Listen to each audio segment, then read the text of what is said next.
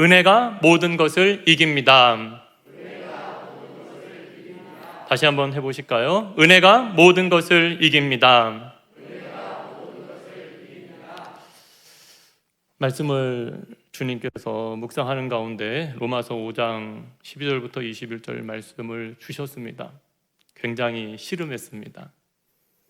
제가 전하고 싶은 말씀이 아니라 주님이 주시는 말씀이기 때문에 주님이 내게 주시고자 하는 뜻과 의미를 찾아서 한 주간 말씀을 가지고 씨름을 했습니다.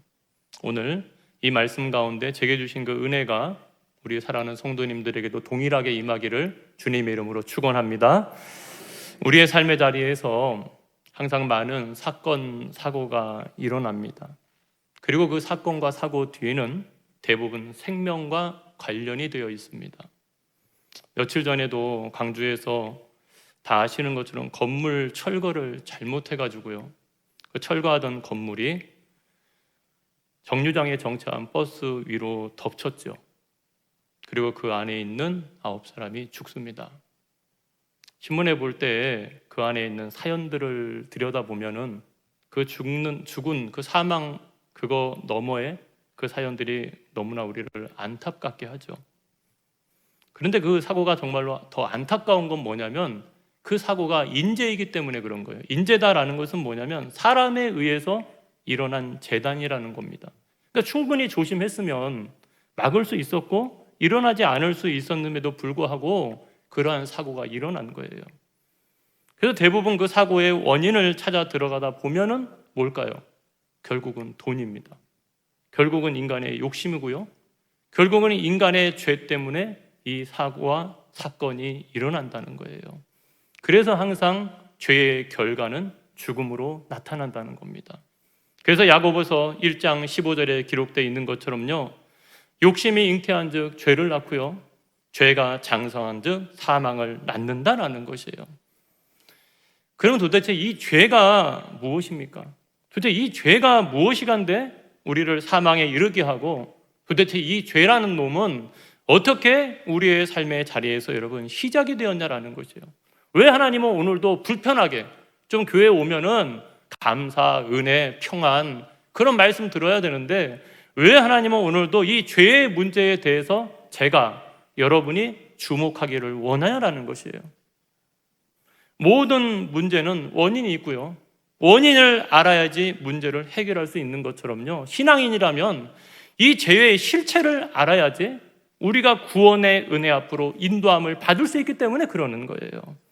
그래서 우리가 오늘도 말씀을 통해서 첫 번째 여러분 깨달을 수 있는 것이 뭡니까? 아담으로 인해 죄가 들어와 왕노릇하게 되었다라는 것이에요. 오늘 이 말씀에서 우리가 귀를 기울여야 되는 것은 아담으로 인해 죄가 들어왔다는 우리가 다 알아요. 교회 다니면서 신앙생활 하는 가운데 다 그거는 압니다. 그런데 그 죄가 우리 가운데 어떻게 왕노릇하게 되었냐라는 것이에요. 그것이 오늘 말씀 가운데서 우리가 주목해서 보아야 된다는 거예요. 여러분, 우리 인류 역사 가운데 가장 커다란 영향을 주고 가장 큰 안타까운 사건이 무엇일까요? 전쟁이요? 아니면 질병이요? 아니요. 그것은 바로 첫사람 아담과 하와가 하나님의 말씀에 불순종하고 선악과를 먹음으로 이 세상에 죄와 사망이 들어온 사건이다라는 것이에요. 이게 가장 큰 사건이에요. 제가 계속해서 사건이라고 표현하는 것은 뭐냐면요, 세상에서 사건이 일어나면 그 사건은 반드시 수사를 합니다. 그리고 그거에 대해서 기소를 하고 재판을 해서 법이 정한 범위 안에서 그것에 합당한 처벌을 선고하게 되어 있는 거예요. 그런데 그러한 사건에 대한 수사와 기소와 재판이 바로 여러분들 뭡니까? 하나님의 말씀 창세기 2장과 3장에 기록되어 있다는 거예요. 하나님께서 세상을 창조하시고 에덴 동산을 만드셨죠. 그리고 하나의 법을 세우셨습니다. 그것이 우리가 잘 아는 것처럼 창세기 2장 16절부터 17절까지 말씀이죠.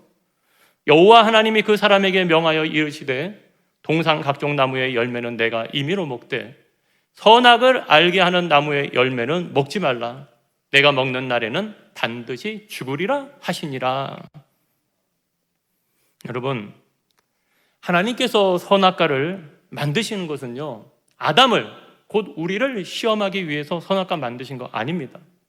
하나님이 동산 중앙에 선악과를 만드신 목적은요, 아담이, 하와가, 곧 우리가 하나님 앞에 지음받은 피조물임을 깨닫게 하는 거고요, 하나님 앞에 겸손히 그 하나님을 경외하며 살아가기 위해서 만드신 것이 바로 선악과라는 거예요. 곧 하나님이 아담과 하와를 시험한 것이 아니라 사탄이 시험한 것입니다.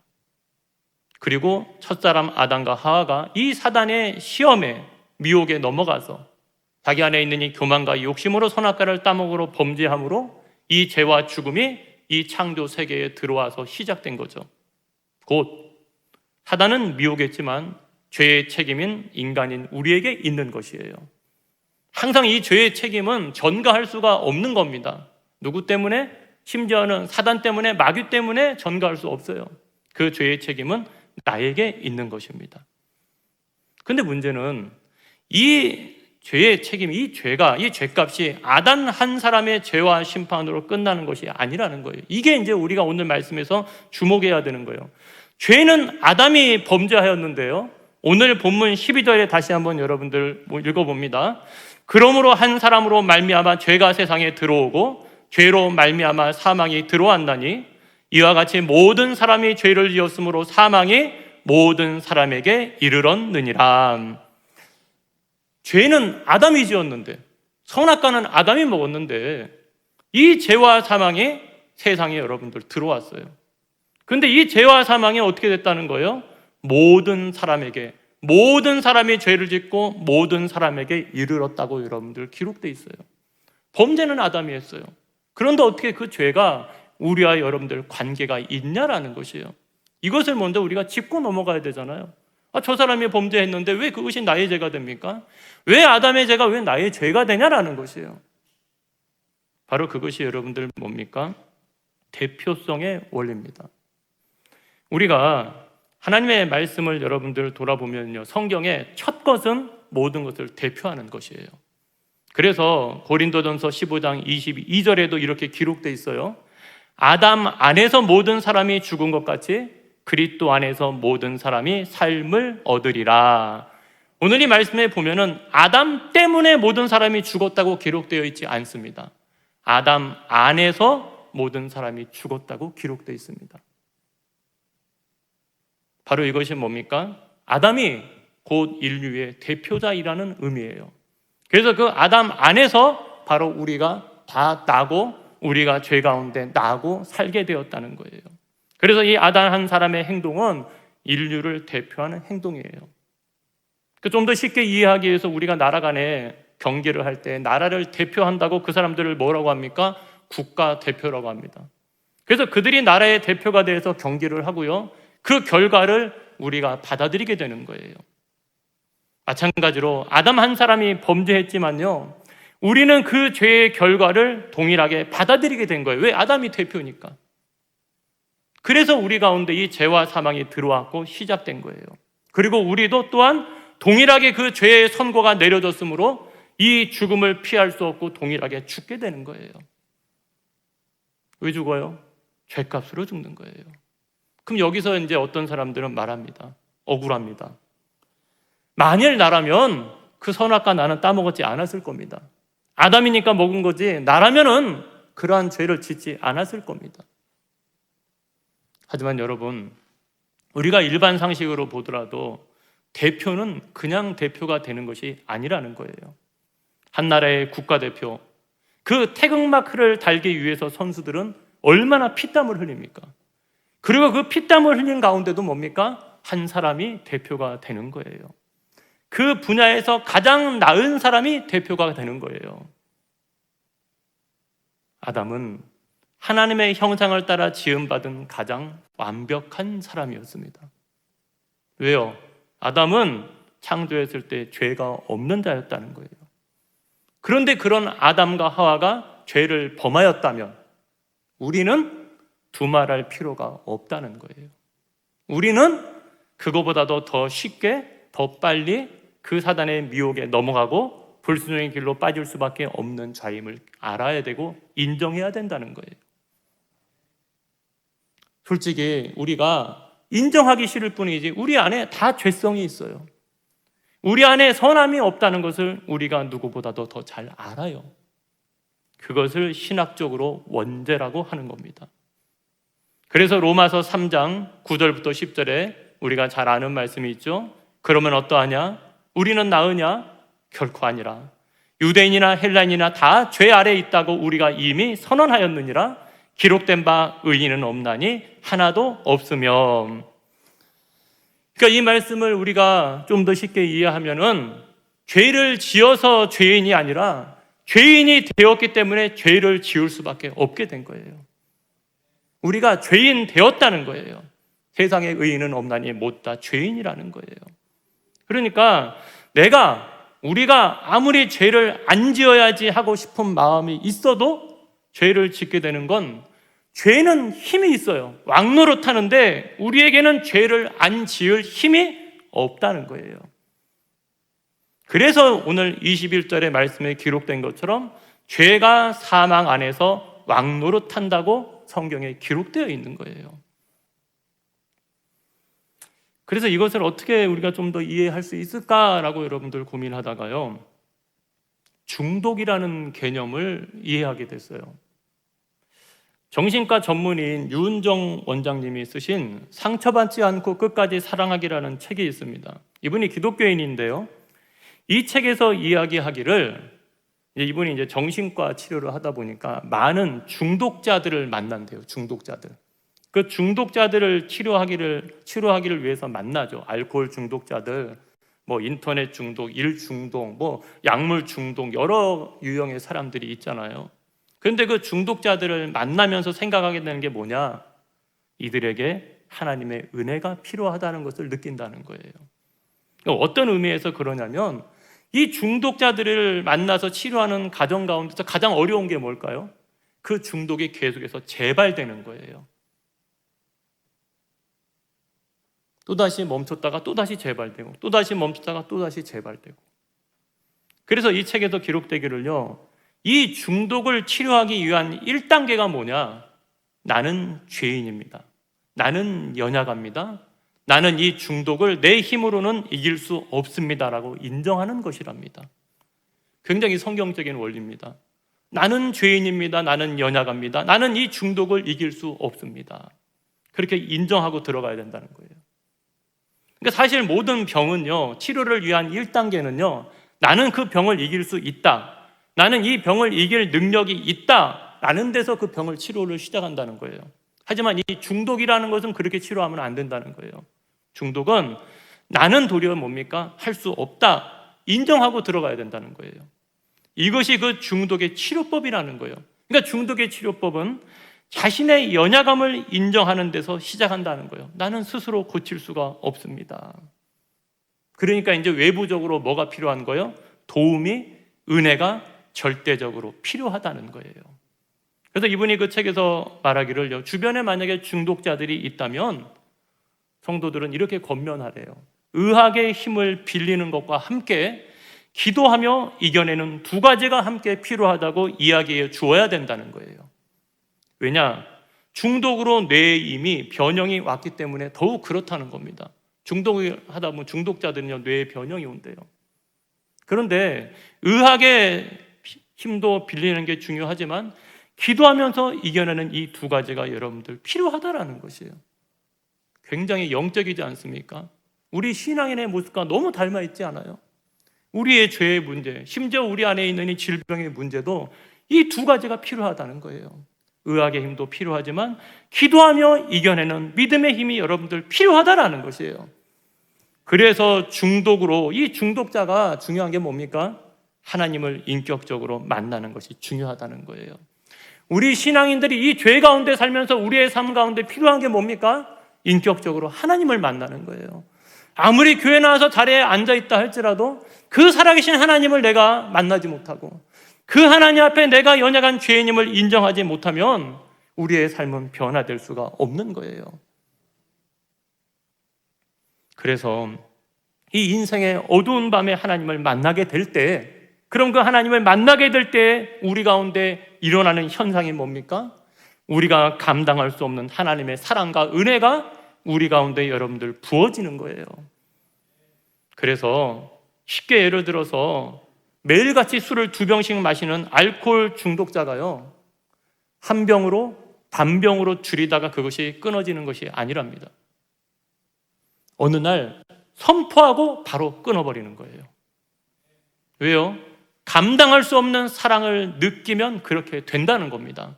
그렇게 해서 이 중독자가 치료된다는 거예요.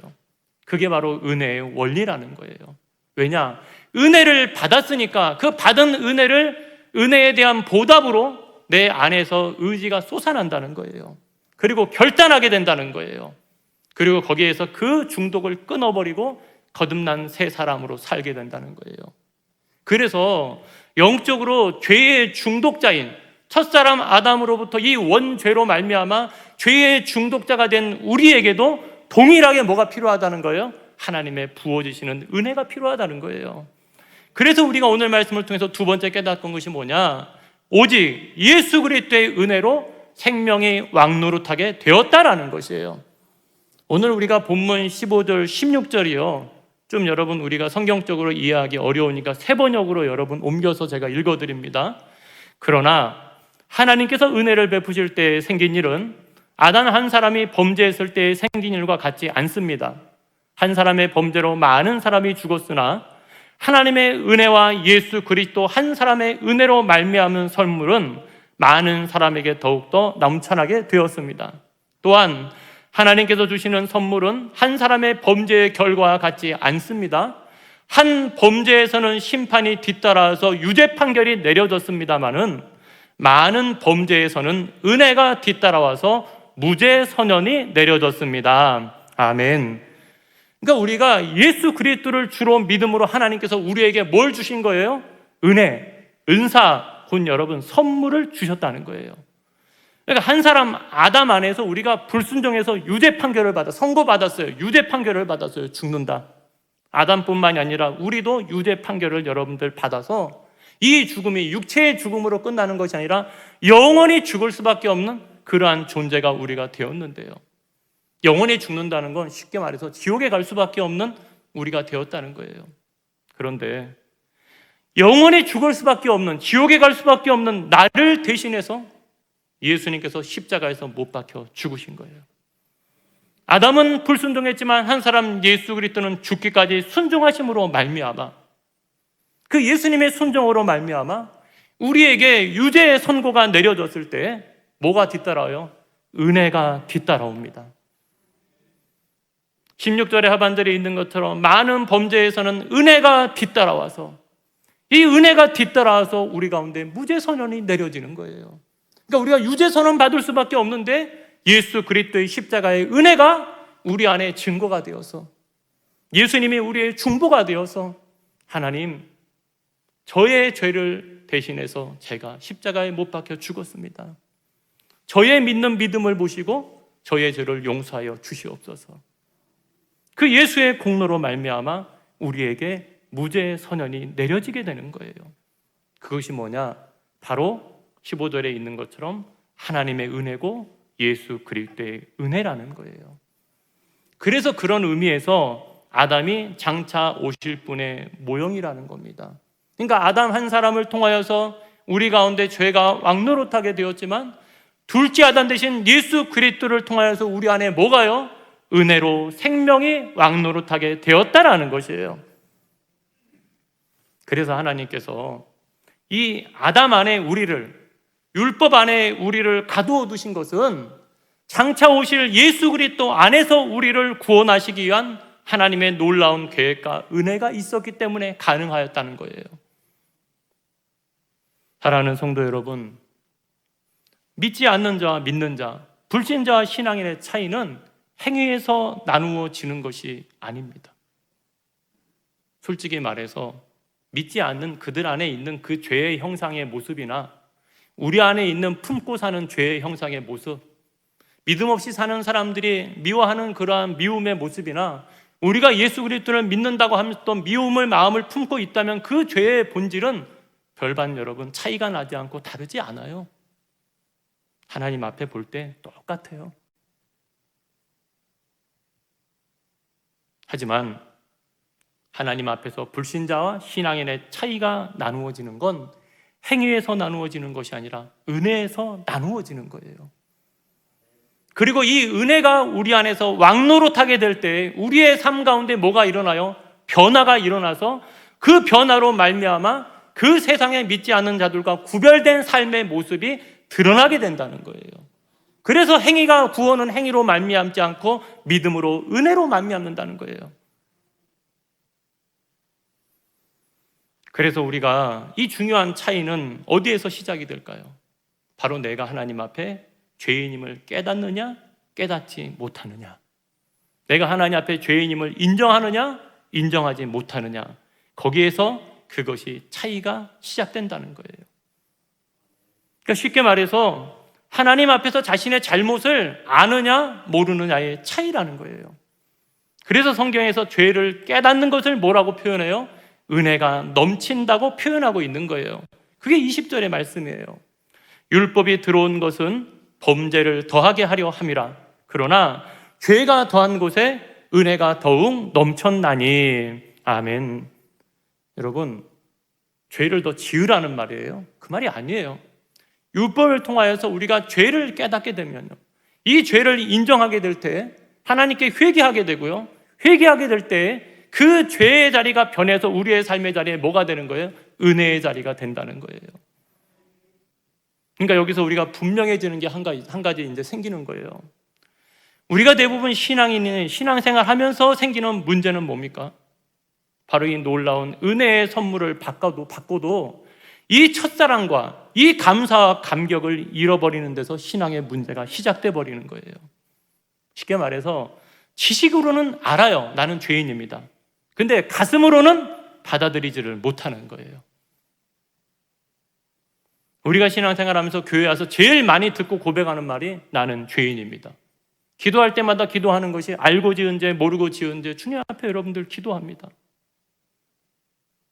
그런데 정말로 내가 죄인임을 지식으로, 머리로 받아들이고 있는가? 아니면 믿음으로 받아들이고 회개하는가는 여러분 천지 차이라는 거예요. 그냥 아는 것과 믿는 것은 여러분 천지 차이라는 거예요. 오늘 말씀을 준비하면서 제 전도사 시절이 떠올랐어요. 제가 전도사 시절에 학생회를 맡아서 사역을 하던 때였습니다. 당시 교회에 나오는 학생 가운데 많은 숫자는 아니었지만 가정적인 환경과 형편이 좋지 않던 아이가 있었어요. 근데 교회에 나왔잖아요. 당연히 사역자로서 사랑을 베풀고 관심을 주고 또 그 아이를 믿음으로 양육하기 위해서 여러분들 힘쓰죠.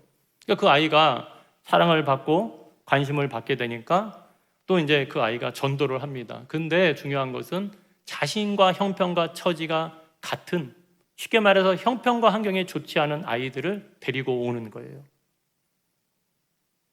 근데 그 아이들은 아직 예수님의 사랑에 대해서 눈을 뜨지 못하잖아요. 다만 사랑과 관심이 목말라서 온 것뿐이지 예수님의 사랑에 대해서 눈을 뜨지는 못하잖아요. 그러니까 예배나 신앙생활이나 그러한 모든 문제에 많은 부딪힘과 어려움이 있었어요. 그 당시에는 저도 이제 사역을 시작한 지 얼마 안 될 때니까요. 예수님의 사랑으로 영혼을 바라보고 대해야 된다는 것은 머리로는 알아요. 근데 마음에 그것이 부딪히기 시작하는 거예요. 변화되지 않고요. 그 말을 듣지 않은 아이들을 보면서 저는 새벽에 하나님께 기도했습니다. 뭐라고 기도했을까요? 주님, 저 아이들을 변화시켜 주시옵소서 라고 기도를 해야 되는데, 주님, 왜 저에게는 모범생들, 공부 잘하고 말 잘 듣는 그런 학생들은 보내주시지 않고 이런 문제 아들만 보내주십니까? 저 정말 힘듭니다. 그 영혼들을 변화시켜달라고 기도한 것이 아니라 그런 영혼들을 보내주셨다고 원망불평하는 기도를 했습니다. 근데 그때 주님이 제게 바로 응답을 주셨어요. 제가 처음 들은 응답이었어요. 딱 한마디의 음성이었습니다. 너는 낫냐? 너는 낫냐? 딱 그 한마디였어요. 그게 마음으로든 영감으로든 모르지만 저에게는 그것이 음성으로 들렸어요. 너는 낫냐? 그 말을 듣자마자 저는 그 자리에서 펑펑 울었습니다. 왜요? 그들이나 나나 똑같은 죄인입니다. 주님, 내가 그 아이보다 나은 것이 없습니다.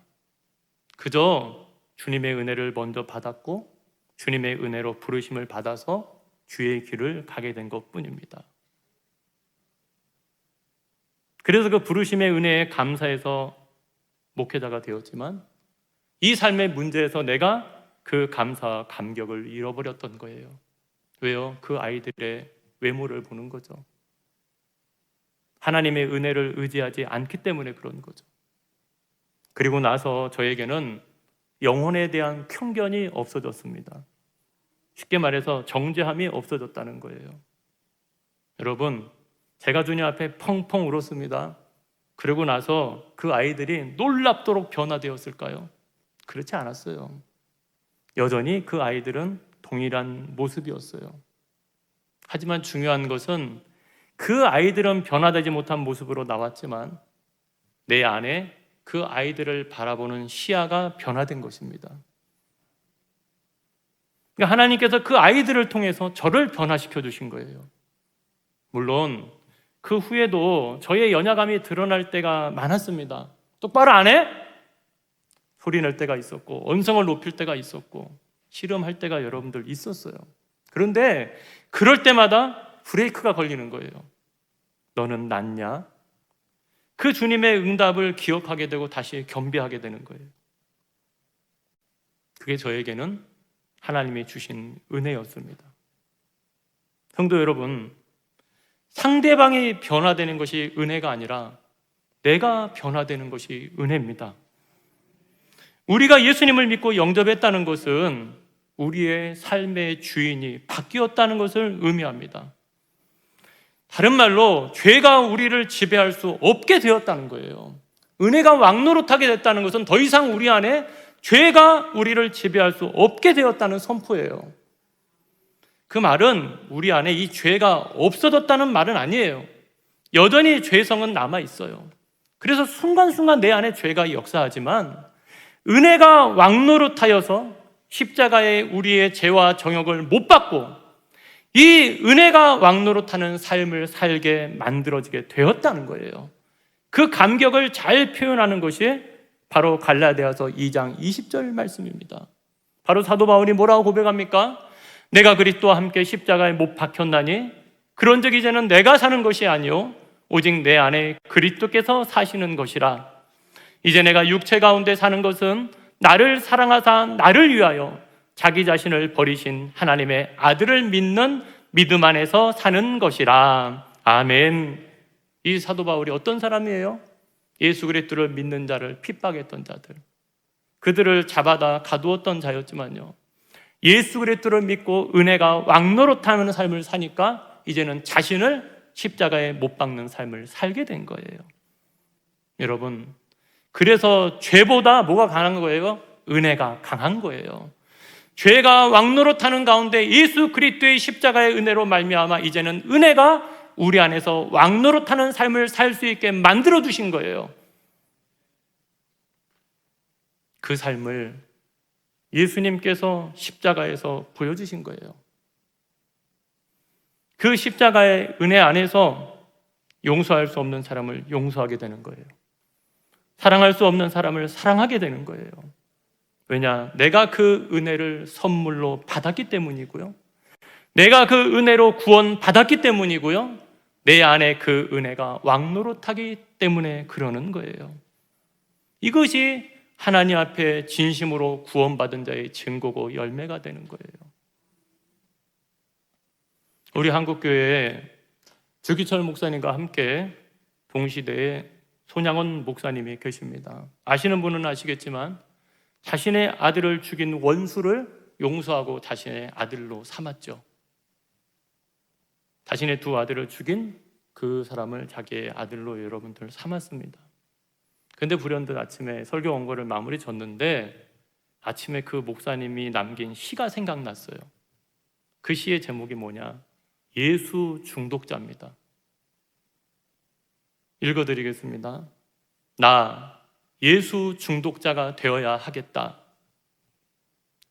술 중독자는 술로만 살다가 술로 인해 죽게 되는 것이고, 아편 중독자는 아편으로 살다가 아편으로 인해 죽게 되나니, 우리도 예수의 중독자 되어 예수로 살다가 예수로 죽자. 우리의 전 생활과 생명을 주님을 위해서 살면 주같이 부활된다.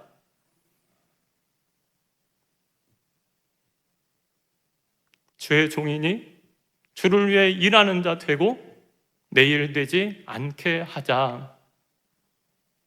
아멘. 예수 중독자가 되어 손양원 목사님은 예수로 살다가 예수로 죽었습니다. 자기를 끌고 가는 그 공산주의자들의 총뿌리 앞에서도 그 사람을 전도하고 결국은 그 총뿌리에 그 목사님은 순교하셨습니다. 여러분, 죄의 중독자는 사망입니다. 하지만 예수의 중독자는 생명입니다. 예수의 중독자는 부활입니다. 그래서 오늘 본문 17절, 21절 말씀에 한 분 예수 그리스도를 통하여 생명 안에서 왕노릇 하리로다. 21절, 이는 죄가 사망 안에서 왕노릇한 것 같이 은혜도 또한 의로 말미암아 왕노릇하여 우리 주 예수 그리스도로 말미암아 영생에 이르게 하려 함이라. 아멘. 오늘 말씀을 준비하면서요, 왜 하나님이 은혜가 왕노릇하게 하라는 말씀을 내게 주셨을까? 말씀을 전해야 되는데 은혜가 왕노릇하게 하라라는 말씀을 제게 주셨어요. 그래서 그 본문을 찾아 들어간 게 오늘의 본문입니다.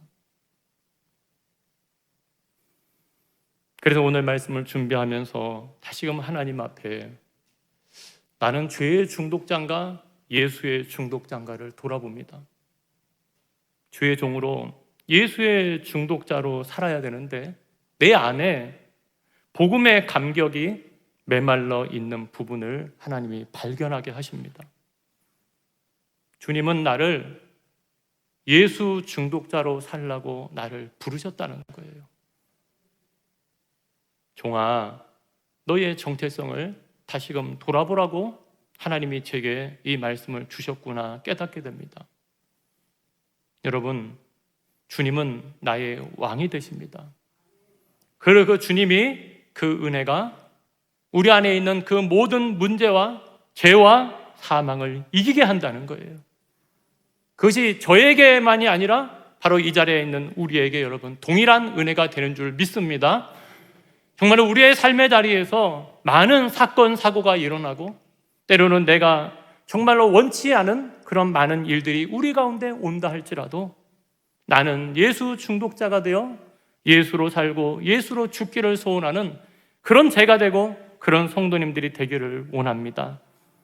오늘 이 말씀을 통해서 우리가 다시 이 복음의 은혜 앞에 서서 정말로 우리의 마지막 영생에 이르는 그날까지 은혜가 왕노릇하는 삶을 살아갈 수 있는 그런 저와 성도님들이 되시기를 주님의 이름으로 간절히 축원합니다. 기도하시겠습니다.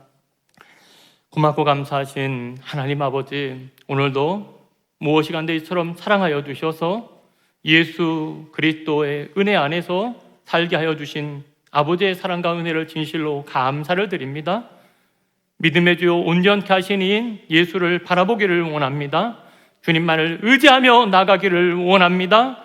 예수로 살고 예수로 죽는 자 되기를 원하오니 오직 우리 안에서 은혜가 왕노릇하는 신앙인으로 살아갈 수 있도록 붙잡아 주시옵소서. 모든 걸 주께 맡기며 오늘도 나를 구원하여 주신 예수 그리스도 이름으로 감사하며 기도드렸습니다. 아멘.